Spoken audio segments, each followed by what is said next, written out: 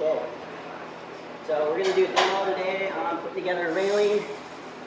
This is pretty standard railing. It's got a tube steel cap, tube steel vertical, and flat bar spindles. So first thing we do before we start basically any fab project is we get our table reset. So the big things there is getting dust off of it. If you have dust between your material and your table, it's going to arc through the dust. And when it arcs through the dust, it puts a bunch of gunk and arc marks on your stuff. It might be easier to slide it around because it's like sitting on a bunch of marbles basically, but it will not leave the surface as clean as it otherwise would be. So we've already cleaned this one off. In particular, the things we want to be super cautious of along the front edge of this table is where we do a lot of clamping and tacking and hammering. It's very common to have tacks left over from your last project. And if I lay something out on it, it may be sitting up on a tack, and that's really important that we make sure that we don't have that. So we've ground all of those down. I've chased them with a file where I run it across. I'm waiting to feel resistance or something that's catching up on it. A really coarse file will just stop dead in its tracks when it hits something high, and that tells you where you need to work. We already wiped this down. You can use acetone, denatured alcohol, and mineral spirits. Today we're going to use mineral spirits. We're trying this out. Usually we use acetone. The reason we're trying mineral spirits today is because acetone evaporates really, really quickly. And so you end up spraying it, and before you can even wipe it off, half of it's evaporated. So it feels kind of wasteful. So this stuff stays on the material a little bit longer. And so far we haven't had any issues with weld defects from it being a contaminant on the surface. So first thing we're going to do is we're going to clean this up. I'm going to just open the wrap on this and use a knife and use a file. Slip that open. And before we start wiping things down, I'm going to check on all the edges. I'm looking for burrs. So if I have, often with a bandsaw, burr is going to come out. I want to make sure that that isn't creating a gap in anything. Also, they're really sharp, so before I start working with this a bunch, I'd like to make sure that I can touch it. You can use a grinder for this. I kind of like using a file because it doesn't take out too much material and I don't have to worry about creating low spots or defects that I have to fix later.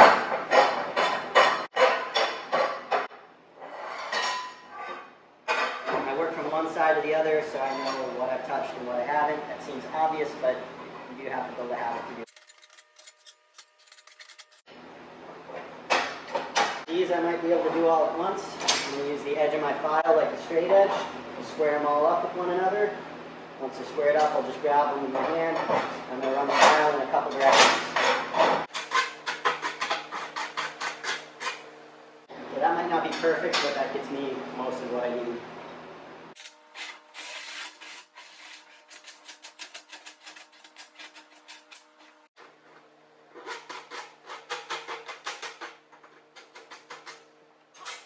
I'm going to take 2 volunteers now to help me wipe these down so we can do that nice and quick.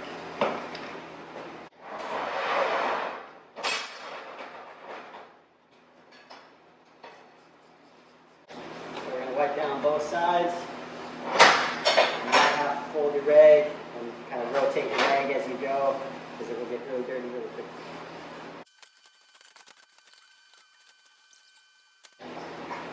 While they're finishing cleaning that up, I'm going to clean off the edge of this too. Alright, thank you guys. So everything's pretty well cleaned up now. That's going to help make sure our weld's going nicely. It's also going to make it a lot more enjoyable to work on because when your hands get absolutely filthy, it kind of sucks honestly. So clean up for even just that reason alone. So first thing that we need to do is we need to essentially build the skeleton of the railing, which is going to be any verticals and the top bar. The spindles are going to fit between. So there's a couple tricks that we're going to do that you guys probably haven't seen before. This is a trick that doesn't necessarily work everywhere. It kind of depends on the tolerances that you need to be working to. What we're doing, a little bit of gapping on these spindles is okay. We can fill those gaps. What we can't have is a locked distance and spindles that are longer than that fitting in. When we're trying to move quickly, I can't be cutting something twice or grinding every spindle as it goes in. So the first thing I'm going to do here is I'm going to square all these up. I'm going to figure out which one is the longest one, and that will be important in a minute. I'm going to use this like a little straight edge.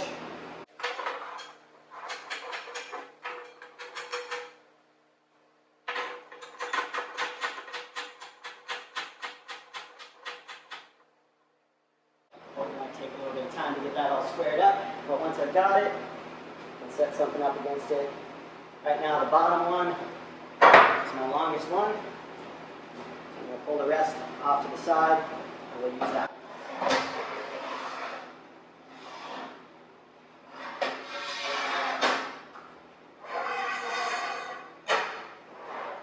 We're going to pay attention to seams on these. Seams often do show through powder coat. It's honestly pretty difficult to grind through seams and get rid of them. So we're better suited to just putting them in locations where they won't get seen or where they may be obscured by something else. So this post in particular is a vertical column, and we are going to put the seam in line with the spindles, and that's going to break that ridge up. So I might actually lay it out this way so it looks the same on the paper as it does here. So we've got everything already cut aside. One of the very first things that we should do before we tack anything is look at our plans, run a tape on everything, do a count on everything, make sure that we have everything that we need before we start. If we were going to build a really long handrail that maybe will take a couple days to work on, if I find that we've cut one short on this, or that we need to order more material, if I know that before I start building, by the time I'm done building, I probably have my hands on it. If I wait until I'm out, then I'm stuck.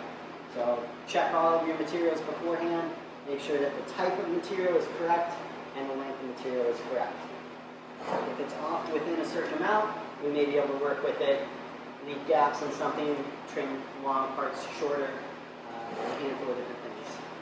So first thing I'm going to do, I'm going to take this rail and make sure my seam is on the underside. I'm going to shoot the legs off in this direction, so I'm looking at it from the top down. I'm going to clamp that down.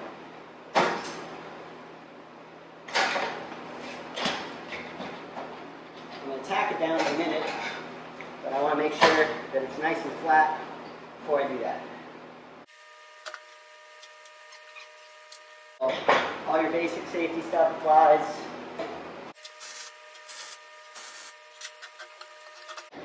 So this is giving me essentially an axis to work on. This is going to be straight, and I'm going to reference everything based on that. So first thing I'm going to do, I'm going to put my end bar on here. This also serves to cap the tube. We don't want anything open where water could fill up in there. So this is going to overlap that edge, and that's what's going to allow us to cap this properly. So we are going to get our square set up to put that in. So we're going to take 2 vice grips. And this is a fireball square. So that's nice and squared off. I can double check the length on this, just to know for certain that I've got what I'm looking for.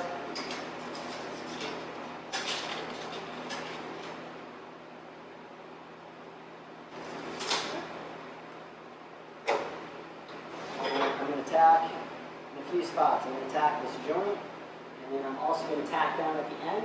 The only reason that tacks down at the end is I know this is square.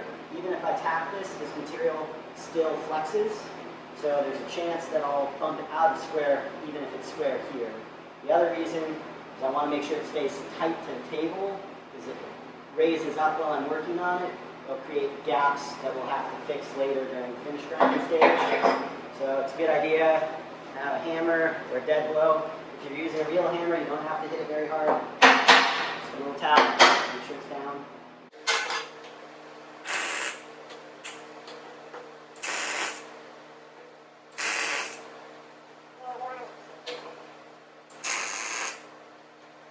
Anytime you're tacking it, make sure that you're only putting tacks where you're able to get a grinder. If I put tacks on this side. Not only is it hard to see if I've broken my tacks while I work on it, so I need to know if I do, then I need to make sure that I'm not making mistakes. But also once I put the spindles in, it's going to be really hard to grind that back out. So I'm only doing perimeter areas where it's easy to see.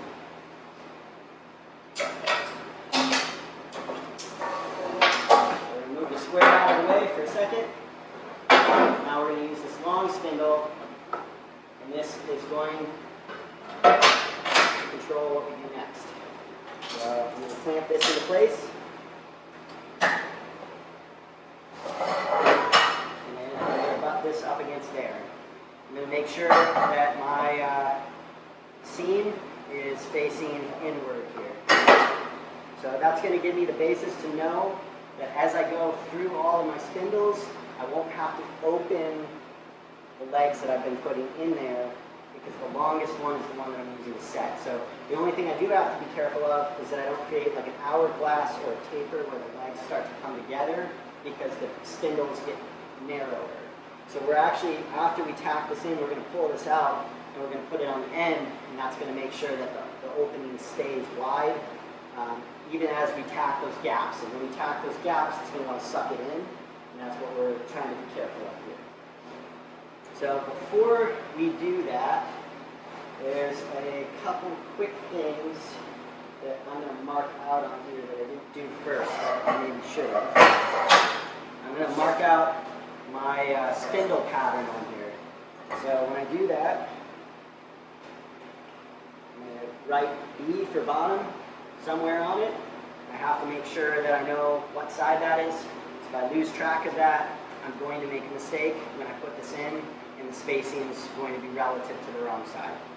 So on this one, it looks like we actually have the holder on. I'm going to grab a piece of scrap to do this to make this a little easier for myself. So on this particular one, the dimensions given from the top of the bar. So I'm going to add an extra piece of tube so that I can pull my measurement from that tube, and that's just going to give me the offset that I need. I'll run down the list, and I'll mark them all as I go.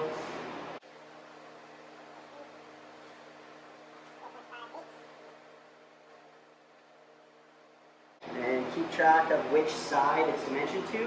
I very infrequently give center line dimensions on these. The big reason for that is if I give you a center line, you put a spindle up against the material, your line is gone, it's behind the spindle. You can't see where your line is anymore. So it's not a very useful mark in what we're doing here. So I always dimension it to one side of the bar, and I put an X on the side of the bar where the spindle will go. If I can see the X, I've got the bar on the wrong side. I'm going to cover up that X with the bar. And that's just how I do it. You guys can mark it however you do it. The point is that you're consistent on everything that you work on, so that if you see an X in a line, you always know what it means, or B's, or however you do it. There's a lot of ways that people do it.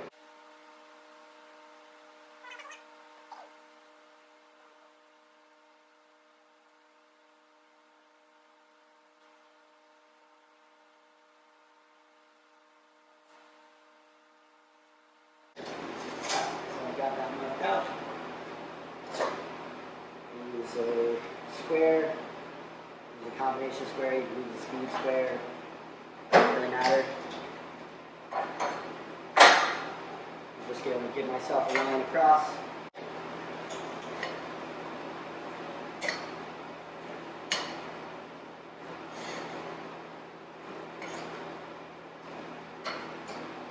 This is another reason why we clean our material.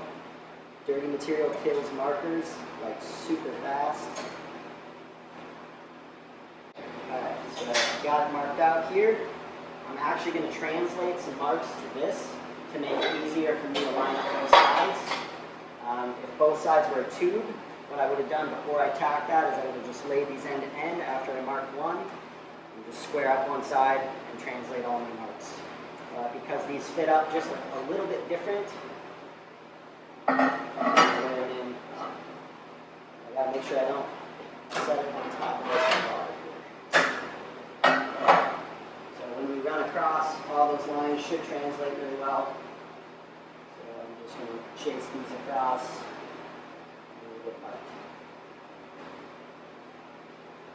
Anytime I can mark one thing and translate it to everything else, it's usually the right way to go, because then I only have to rely on the accuracy one time versus multiple times, because more than likely the measurements that you're going to pull are going to be imperfect from pole to pole. Could be a different tape measure, could just be the angle that you're standing at. What's maybe more important on something like this isn't necessarily that it's dimensionally perfect, it's that it's dimensionally consistent. So now I'll set the square just under the thickness of the material so it doesn't scrape against the table. I'm going to take that line and I'm going to draw it up here so I can see.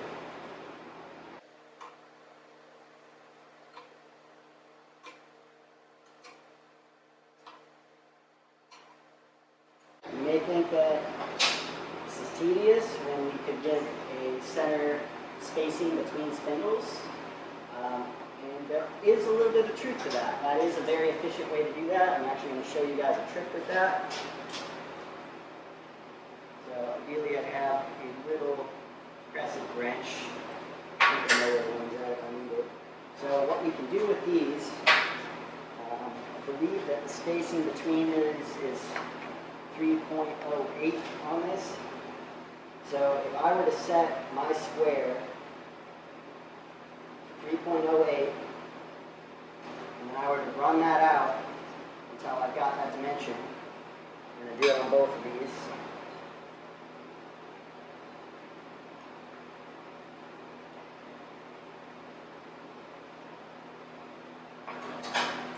Once I've got it, I just run that nut down, and that holds that dimension.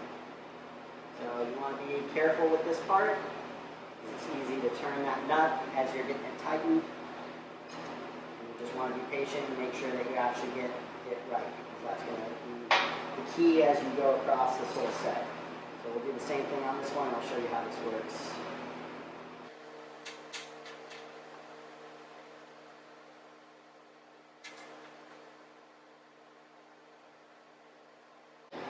Alright, so I've got both of them set. Set them down. I'm just going to make sure I like the way that they look. This one's slightly low compared to that one, so I'm going to adjust it.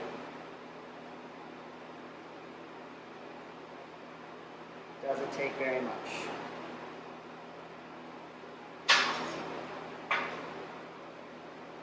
That looks good.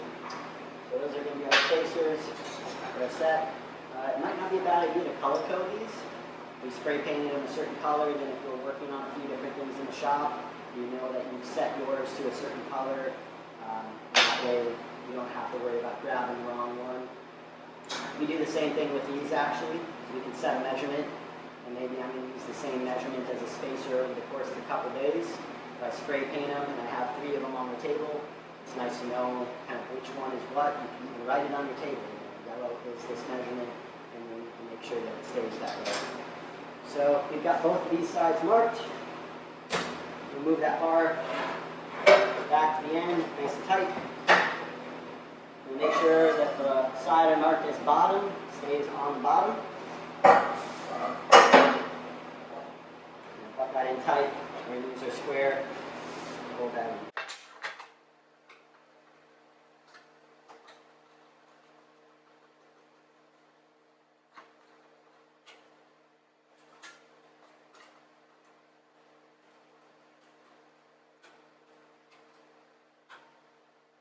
Make sure that's nice and tight in that joint.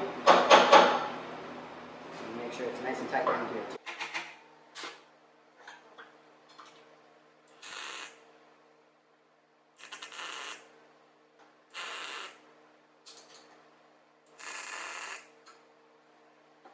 So the only thing we got to make sure when we're tacking is that I don't accidentally tack this bar in, because that bar needs to come back out. It's just there to provide a spacer right now. And then the next thing, see how that pulled up?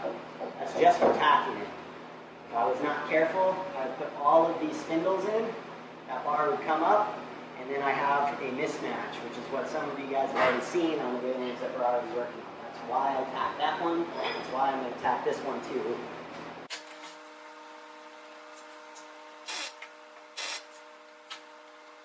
tacks that are hardest for you to see on your table as you work, try to check them before you walk away from them. Like give them a wiggle, give them a tap.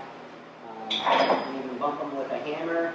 If they're solid, it won't sound like a clacking. A clack is going to be hammer hitting material hitting the table. So just be sure, because I won't be able to check on that tack very easily while I'm working here. So I just want to make sure that's into the table really well. So we've got both our sides in and squared up. So this one is a little different because of the way the legs are going to go. So this spindle, because this bolts up to a different leg, the bottom spindle goes from here and goes into the bottom here.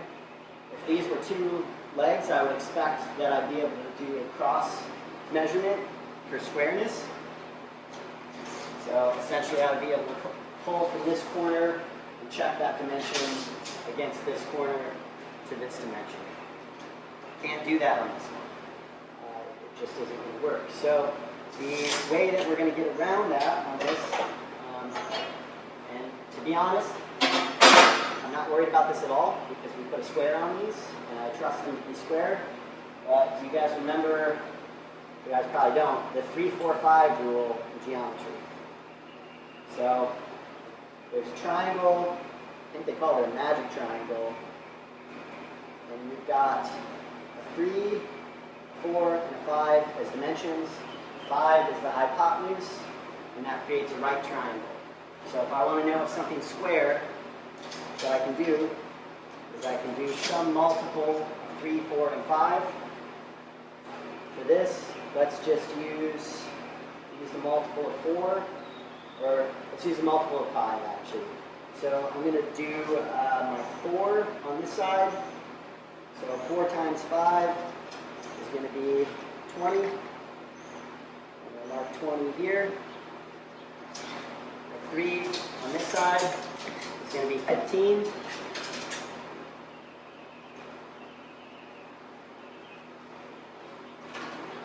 And 5 is what's remaining.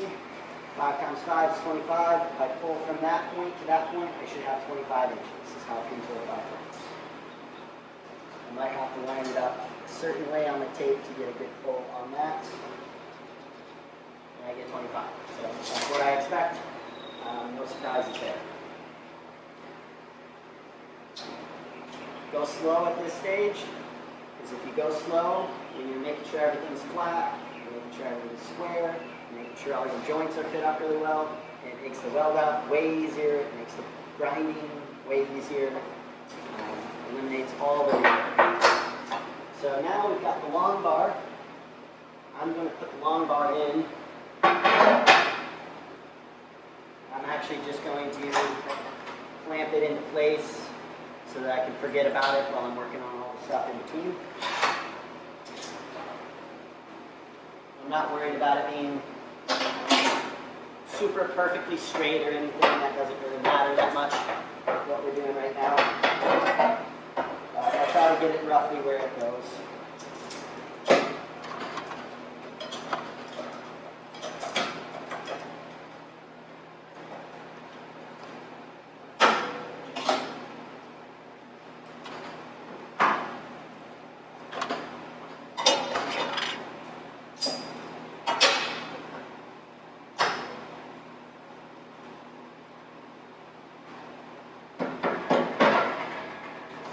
So that's going to make sure that those legs don't start tapering in, and I don't want them to. So next, we've got these two. I'm going to use this one. I'm going to clamp my spindle to it just to make sure that the spindle isn't lean. Because sometimes when you're looking down on the table, it's actually kind of hard to see that. Especially with lighting from different angles, you won't be able to see shadows doing anything funny. So I'm just going to clamp it on there, and then I know that it's pretty perpendicular to the table. And then I'm going to use one of these to line up on my line on one side, and then I'm going to be able to tack one side, and I'm going to be able to scoot this until it matches my line on the other side. How I interface with my line is going to be different for everybody. Like you might go up against your line, you might take half your line, you might take a whole line. Different people do it different ways. Figure out what you like, be consistent, maybe communicate it with the people you're working with so that if you ever lay something out and someone else has to build it, they know kind of how you work. For the most part, that's not a huge concern on something like this because we're just not working to like 64 tolerances on this. It just isn't necessary.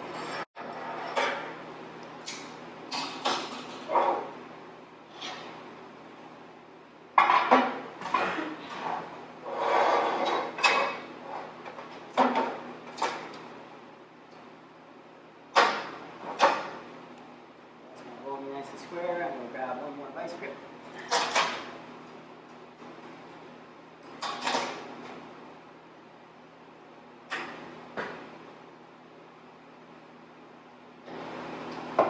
That's got me pretty close to where I want to be. I'm not worried about it being perfect quite yet. I'm going to set my clamps the right width because as I'm tightening my clamps, I'm definitely going to knock it off its mark. So once I've got it set, that's when I get fussy.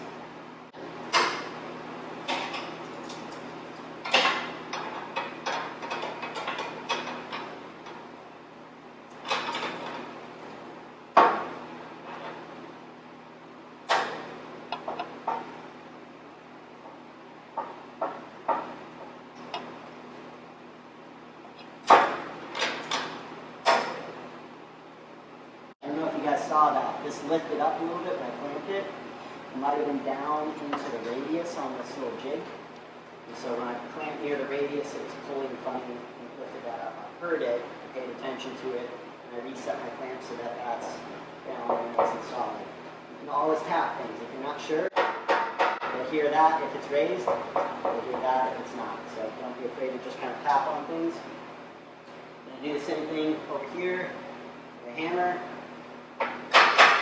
Make sure that that's nice and tight down in there. This side, as long as it's not way out, way off the mark, I don't even really care about that side yet. I'm going to fix that side in a second. First thing I'm going to do is tap the top right here. And that's going to allow this to act like a pivot, and that one won't go anywhere because it's already tapped in. So now I can just kind of scoot this down where I want it. I could clamp it, but I'm probably just going to hold it in place once I got it where I want it.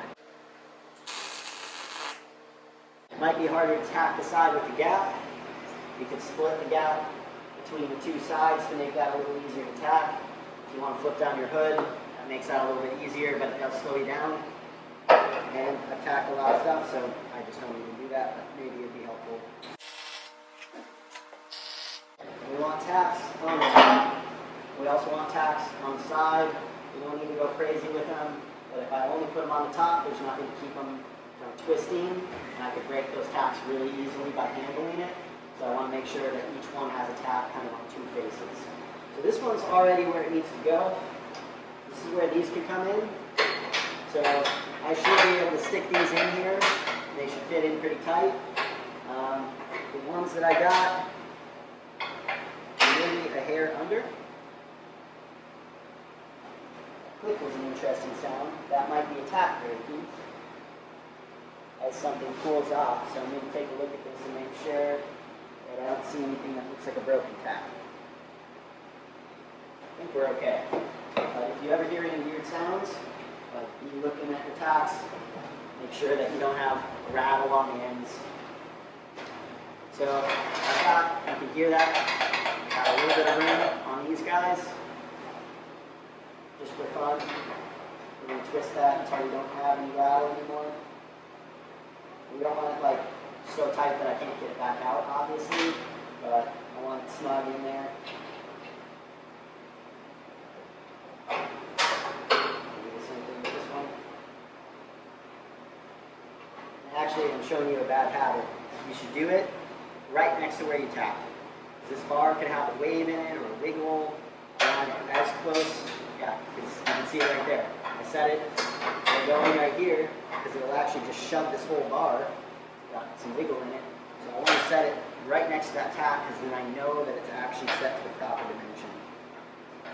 That's less of a big deal when you're working with tubing, but when you're working with flat bar, steel has a lot more flex in it than people realize, and you have to be careful of that.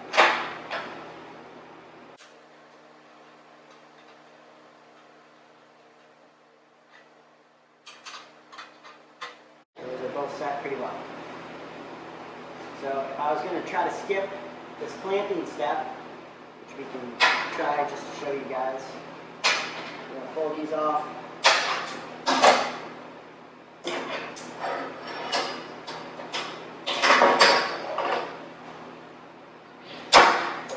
Get this guy out of here. So I'm still going to clamp it to this to make sure that it stays correct against the table.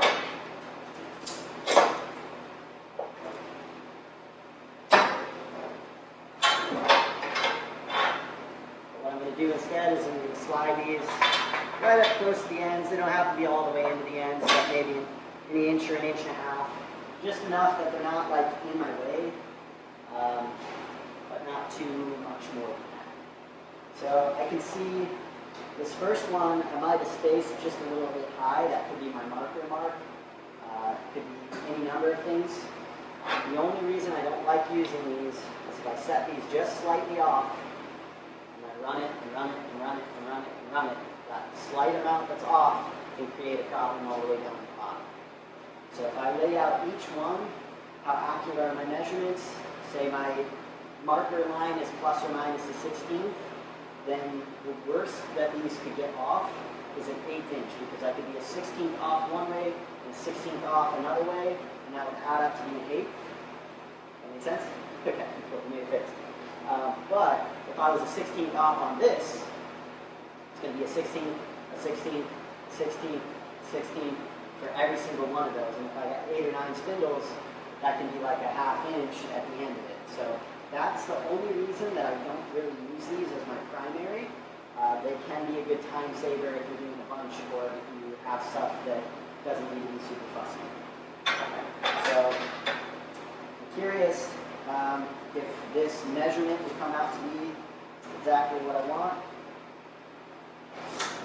The other thing we could do is we could just reset this to be slightly smaller and see if we can get what we want out of that. Maybe we can.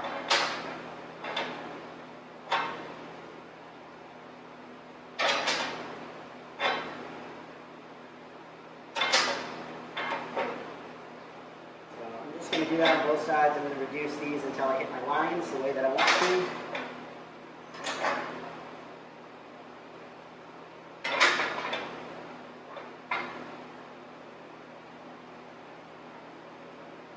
There we go. So I'm also going to go side to side, figure out how much waste there is. I'm going to try to split it down.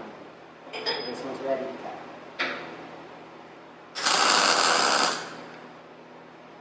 The other thing that you got to be careful with this is while you're holding it in place, it's hard to make sure that it's down, especially if you're working with thick materials that are really stiff.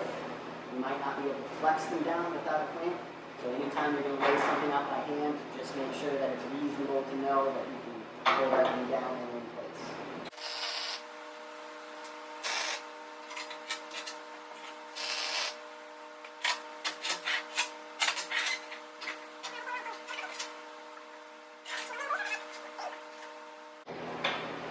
Anytime you're reusing a spacer like these guys, just be aware that they may get hot as you use them because they're up against things that are getting hot.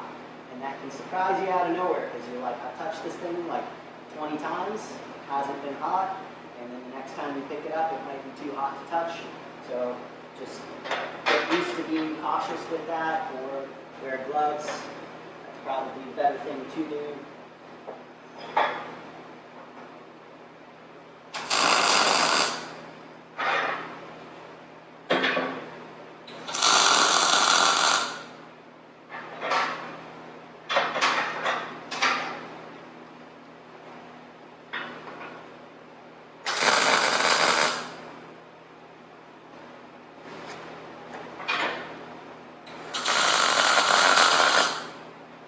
Point out another thing actually.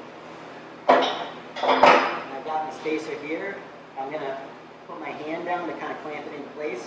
I want to be as close to over top of that as I can be.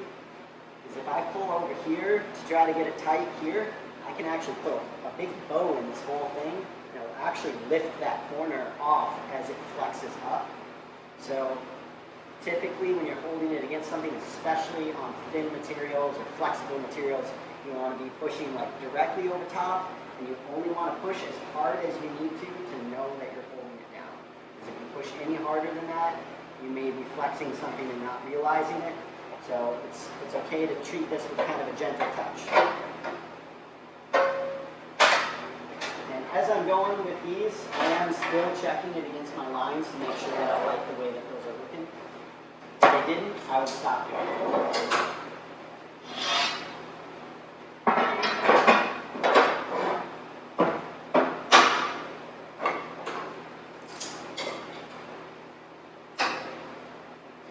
Start hearing it kind of scrape as it goes in. That might be an indicator that we're getting a little bit of an hourglass in this as we're attacking those gaps and sucking those edges in, particularly this side. This side's going to be the one that we have to be careful of. If I'm worried about it at any point, I could take this clamp off and I could stick a straight edge or level on it and just make sure that I don't see it create a big hole. Before I weld it out, I'm going to do that. I'm going to tack it all the way and check. And if I do have that, what I'll do, I'll just break the tacks on this side. I'll clamp it up against a straight edge, and I'll just re-tack it.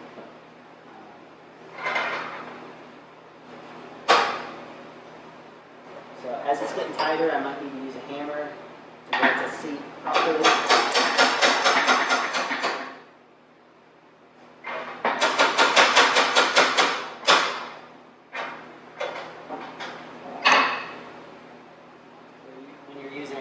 Stuff like this, especially when you only have it tacked in, I want to hit it only as hard as I need to make it move. If I have to move it a long ways, I'm going to hit it quite harder to start, but as I get close, I'm giving it like just a little bit.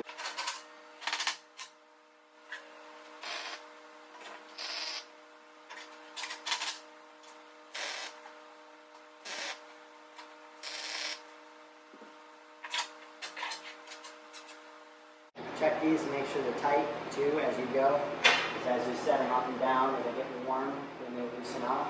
A lot of the time you can actually feel it. It seems crazy that you'd be able to feel the end of a bolt actually like lock you inside the nut, but when you pick it up, you'll begin to start to feel those things the more you do this sort of thing.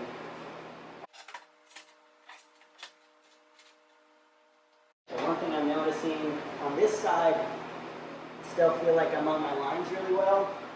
On this side, I feel like I'm starting to lose my line just a little bit. So I'm actually going to just check that dimension before I go too much farther and make sure that I still like it. So 1, 2, 3, 4, fifth spindle down. I should see 18 and 3/8 on that one.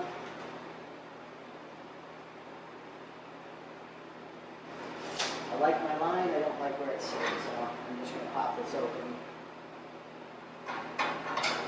Do it where I want to do it.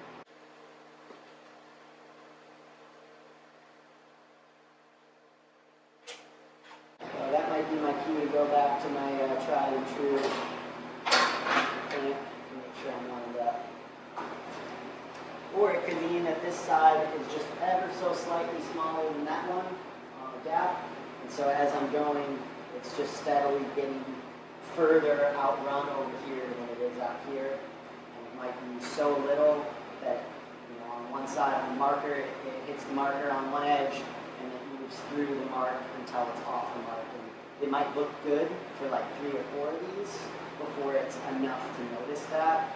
So just be cautious of that.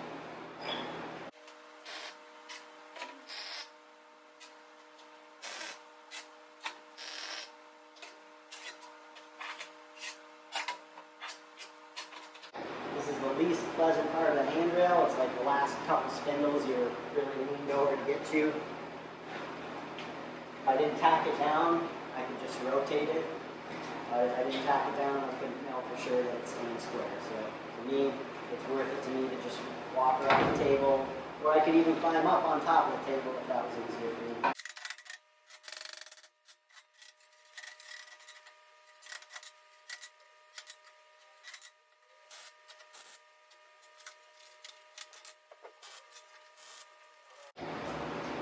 That might be a dirty tip.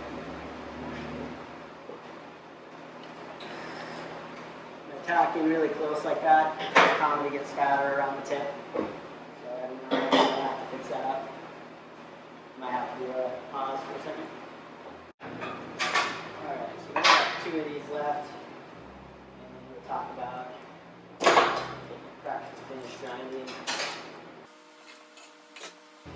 I'm going to actually pull this bottom one out because I don't have enough room to keep moving this up.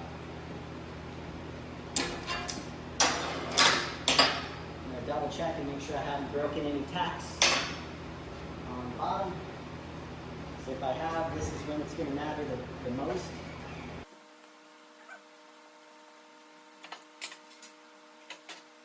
At this point, if I want to use my long one in here, it probably won't matter anymore because I've already locked in those legs really well. So the worst thing that could happen is just the very ends start to tip in. It's a lot less bad than if the whole leg starts to tip in. We're going to get this one nestled in there.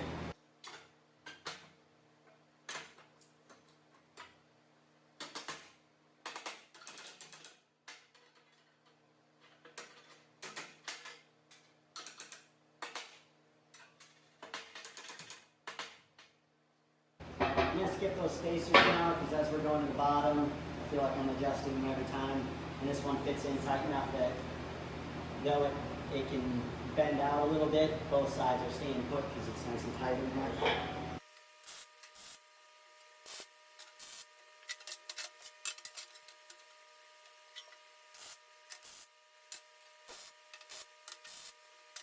Last one, and then we're going to run through this and make sure that it looks the way that we need it to. I'll talk about some of the ways that things can get a little bit busy. I'm going to use a spacer for this last one. I'm going to set it to one that I feel is pretty standard. And the reason for that is I am not 100% certain that this bar is the perfect length for me to just square it up with. So I'd rather find out that it's a little bit long and shave it down, or end up that it's a little short and you fill that with weld, then match it up perfectly with that bar that might be imperfectly long. So we're going to use that to just make sure that that stays right where we want, which if this is accurate to these, that would suggest that it's probably a little bit tall. So we have a little bit of variation in these. The big test is going to be whether or not our eyes pick it up. And that's not true of everything, but on a rail like this, that is the case.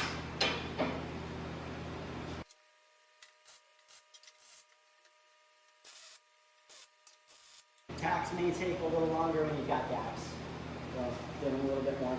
So now that that's all in, take that out, and take the spacer out, and we'll look down it this way. We'll look for anything that looks like maybe a bow that was in the bar.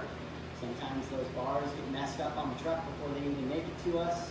Maybe somebody pulled one end out of the rack while the rest was pressed underneath something and we put a big part in it. Ideally we would catch that sort of thing before it's in the rail, but sometimes it's hard to see straight unless we have a handful of things next to each other to compare against. So this is where I'm comparing against that. I'm looking for straightness. I'm also looking for consistency and spacing. I've got one here that was maybe a little bit tighter than the others. I don't know if it's tight enough to be worried about it. It kind of is a case-by-case basis on what is going to be nearby that it can be measured against. So another thing that I might do to check this is I'm going to set my square. I'm going to put the shoulder on the first spindle, and I'm going to send it all the way back until it hits the top cap. And then I should be able to check every one of these both sides. That was definitely a tack pop. Not really sure where that tack was popping. That was a big one.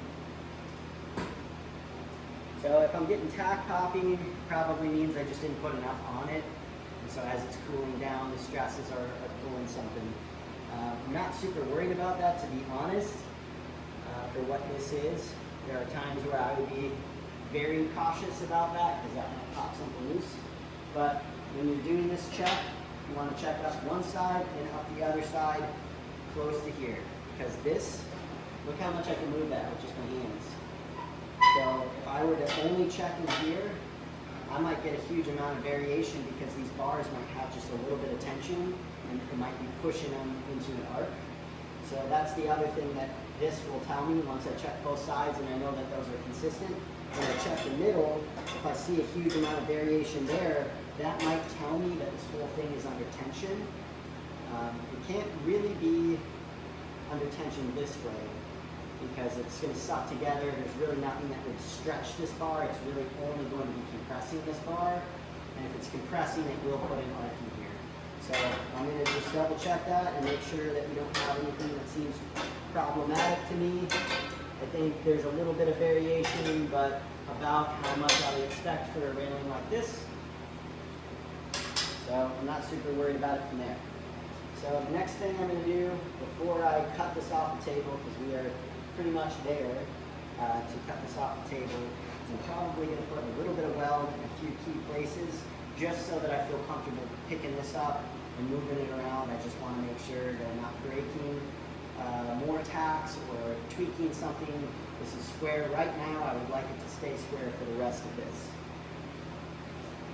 So I'm going to do a couple welds on this, and then we'll cut it loose and we'll start working on it. Yeah, I think it was that corner. Is this? Yeah. Yeah, it was. I think you're right. See it moving. So before I go nuts on that, I think that popped afterward. So I don't think I have to worry about that necessarily. I won't know until I grind that. But what I want to check is I want to check that that doesn't have a huge gap in it. Right now it's got a little bit of one. So that one might be worth resetting before I weld that one out, just to be safe.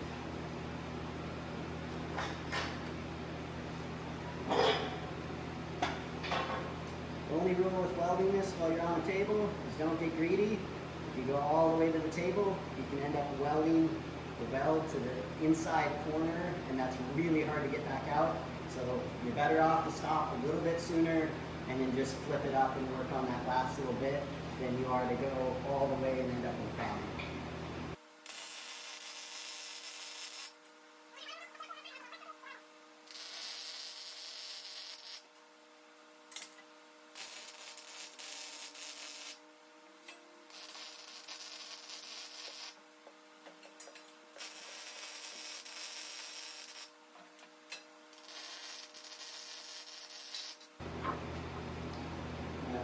That's probably everything I'm going to put on this before we move this up and start doing it.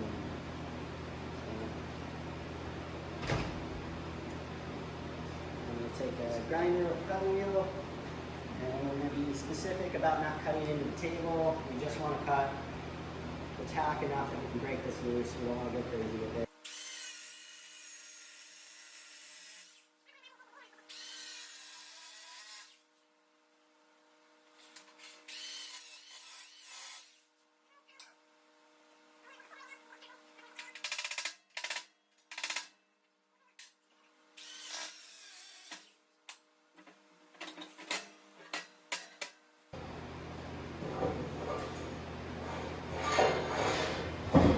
Usually you have to kind of lift it up and wiggle it a little bit before you can get whatever's the last tack will fight you a little bit until you can get it to give up.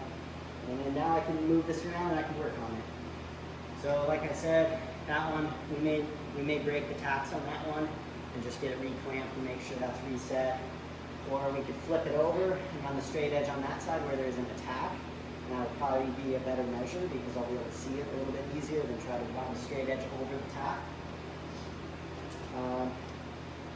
This is also a stage where I would recommend that we just brush these tacks down on the table before we go too far, partly because they're going to be sharp and I'm going to be working on this table a little bit longer.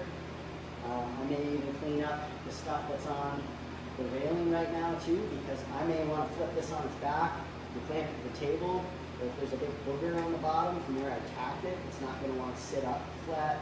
I might not be able to get a good clamp on that. So that's where we're going to fix it up. I think that probably wraps this one up. And then we can shoot another one, but I just don't want to keep everybody hostage for too much longer. You guys have any other parts of this process you want to know about before we wrap up? Any questions? Anything? Aiden? You got eyebrows over there. That's pretty solid. Okay. That's my second time watching Cool. Thanks for that. Thank you guys.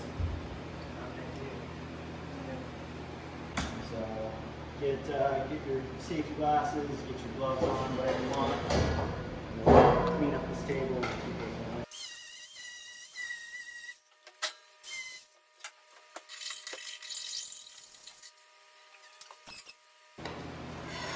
Try this just to feel and get all that fun stuff.